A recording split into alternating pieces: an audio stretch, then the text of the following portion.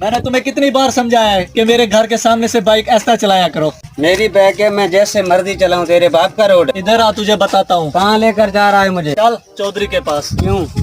तूने मेरी बकरी मारी है। तो चल, मैंने तेरी बकरी नहीं मारी। चल चल चौधरी के पास। नहीं नहीं, मैं नहीं चलूंगा, मैंने तेरी बकरी नहीं मारी। तू झूठ बोल रहा है, मारी है नहीं, तूने। नहीं, चल चल। चौधरी कौन होता है फैसला करने वाला? खुद उसे शनाख्ती कार्ड पे रोटी मिलती है। आ, तुझे बताऊं, तूने मेरा नुकसान किया है। चौधरी साहब मेरा मसला हल करें। अरे बताओ तो सही, क्या मसला है? चौधरी साहब, इसने मेरी बकरी मारी है, अब मेरा फैसला करें। बैठ इधर, मैं फैसला करता हूँ। तू इधर किधर, नीचे बैठ। हाँ भाई बता, आखिर क्या बात है? मुझे तफसील से बता। चौधरी साहब, एक ही बकरी थी जो मैंने मेहनत मजदूरी